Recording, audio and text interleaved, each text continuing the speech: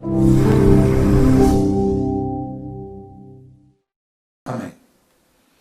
Muito bem, meus queridos. Eu não sei de quanto dos irmãos é conhecimento, de quanto dos irmãos que está rodando um sermão do pastor Ed Renekiewicz, de São Paulo, e lá ele apresenta de forma bastante eloquente algumas defesas que são inegociáveis para esta igreja. É motivo de vergonha para a nossa denominação, de tristeza, perceber que pastores formados no nosso meio se desviaram de forma muito séria daquilo que nós entendemos como princípio bíblico. E eu vou tomar a liberdade, quanto pastor dos irmãos, de tocar nesse assunto, parando inclusive o estudo expositivo de João, que a gente continua quarta-feira que vem, porque esse vídeo dele teve milhares e milhares de visualizações.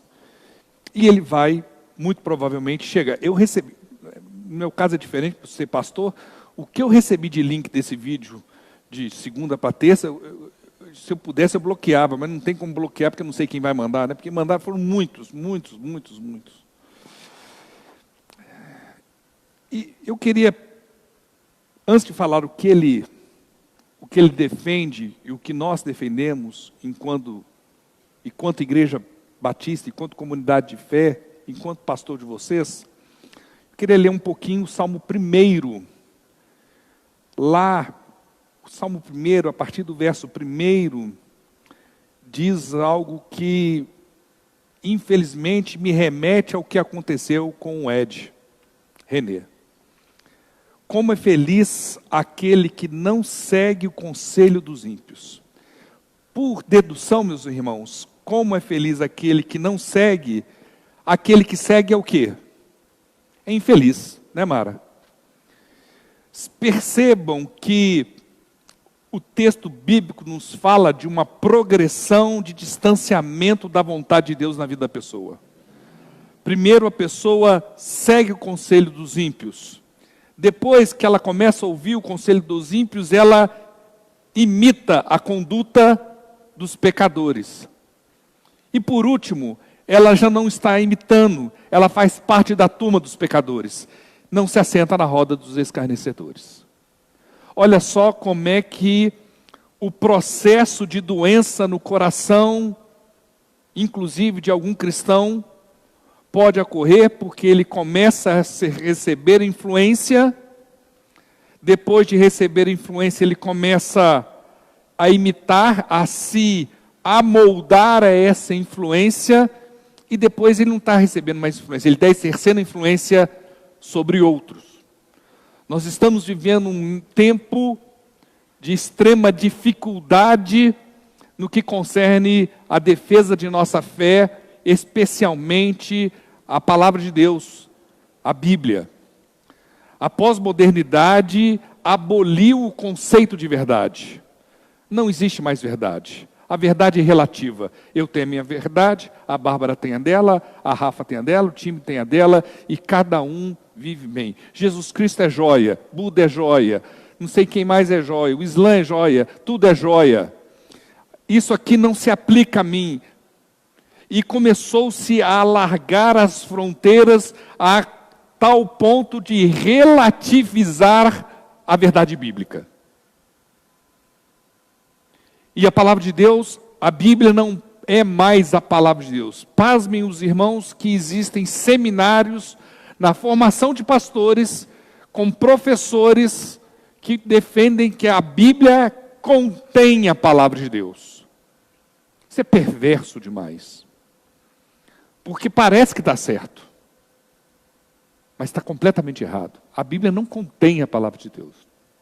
A Bíblia é a palavra de Deus.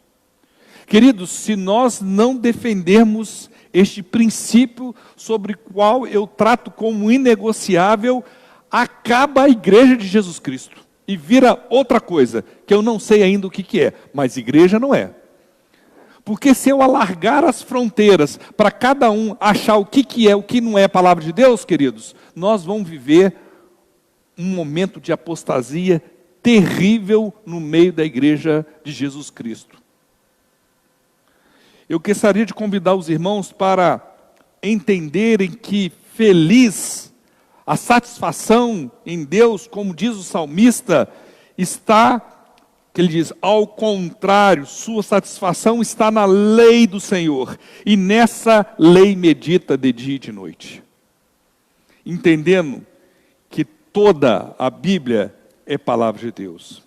Eu gostaria de rapidamente compartilhar com os irmãos alguns versículos que me são extremamente caros, que falam o meu coração e sobre os quais eu imputo como balizador para a nossa fé enquanto caminhada como igreja. Em 2 Timóteo 3,16, eu vou ler, os que acharem podem acompanhar a leitura, diz assim, 2 Timóteo 3,16. Como nosso tempo está curto, eu vou caminhar. 3,16. Toda, qual parte, queridos? Toda é parte? Toda é o quê? Toda é toda. Toda é tudo. Toda a Escritura é inspirada por Deus e útil para o ensino, para a repreensão, para a correção e para a instrução na justiça, para que o homem de Deus seja apto e plenamente preparado para toda boa obra. Em 2 Pedro,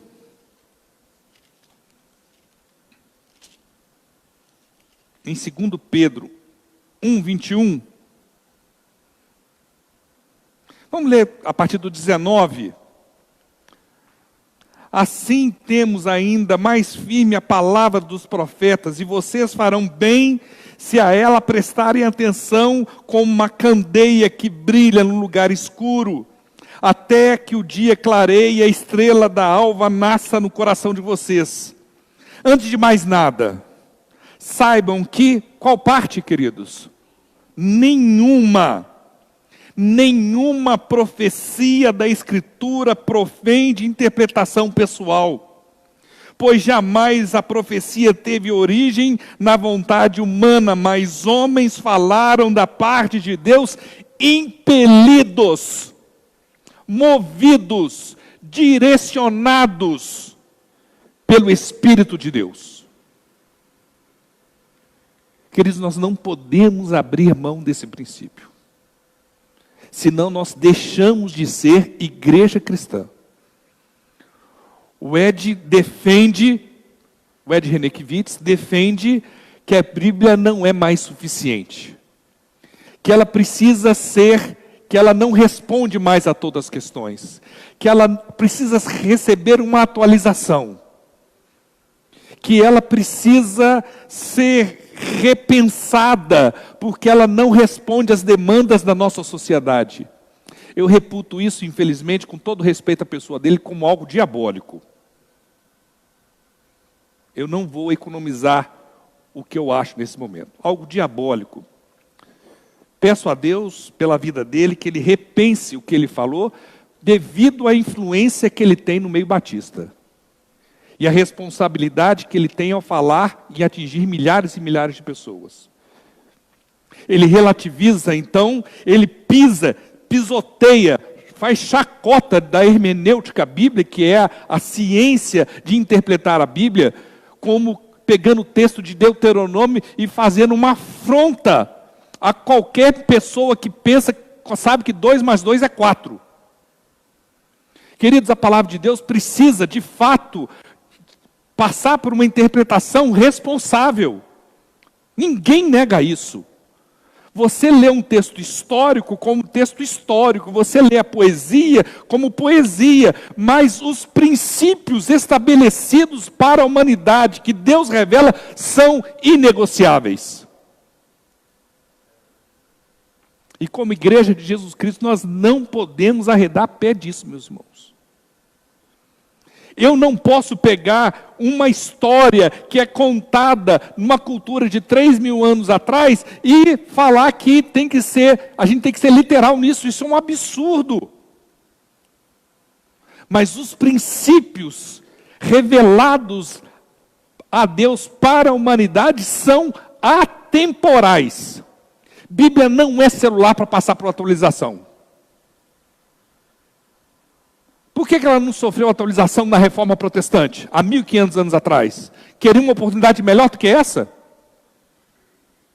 Por que não sofreu atualização quanto do Iluminismo, que teve um forte impacto sobre a palavra de Deus?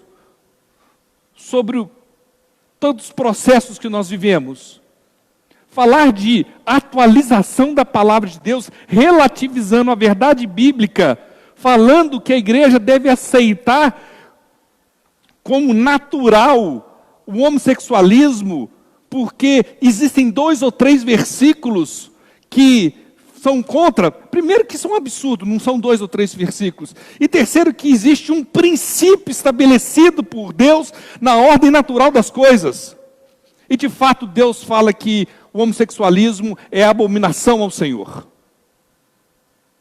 Você querer relativizar a verdade bíblica para adequar a sua demanda política. Queridos, nós somos uma igreja e aqui tem lugar para todo mundo. De esquerda, de direita, de centro. Mas nós não negociamos a verdade bíblica. Não venha querer mudar a verdade bíblica para adequar a sua preferência ou a sua conduta política. Querer porque você defende uma ala que defende a ideologia de gênero, colocar isso dentro aqui da igreja. Nós não podemos aceitar isso. E é isso que está acontecendo. E eu estou bravo com isso porque eu sei das dificuldades que nós temos nesse aspecto. Hoje em dia, ainda mais depois de um vídeo desse. Onde ele mente a partir de um princípio errado, e ele tem consciência disso, um homem extremamente capaz, muito bem formado, no princípio de interpretação bíblica. Queridos, a palavra de Deus não mente. Queria convidar os irmãos para abrirem em Hebreus capítulo 6, verso 18.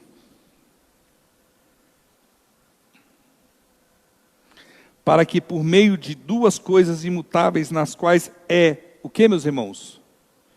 Impossível. Impossível o quê? Que Deus minta. Se a Bíblia é a palavra de Deus, tem mentira nela? Tem erro nela? Jesus, na sua oração, o texto que nós estudaríamos hoje, fala, a tua palavra é a verdade. Queridos, nós não podemos negociar. O autor em Hebreus fala algo que me chama extremamente a atenção.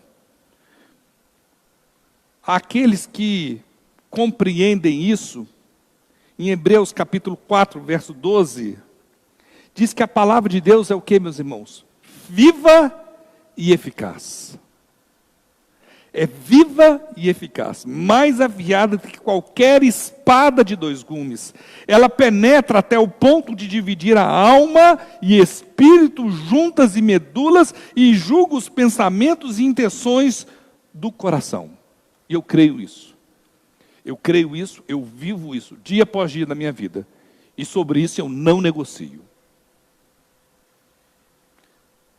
Já foi tomado providências para que essa situação não manche a história da Igreja Batista, que ao longo de centenas de anos tem defendido contra tudo e contra todos a Bíblia como palavra de Deus, a Bíblia como inerrante, a Bíblia como suficiente para revelar a vontade de Deus à humanidade.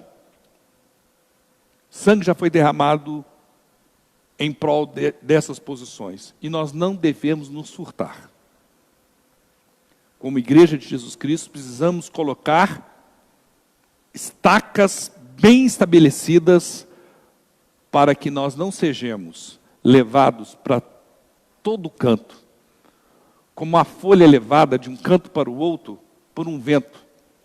Queridos, eu vejo com muita tristeza, igrejas que está aqui, está lá, eles estão atrás da pílula dourada da prosperidade, do crescimento, porque não entendem que isso aqui é a palavra de Deus.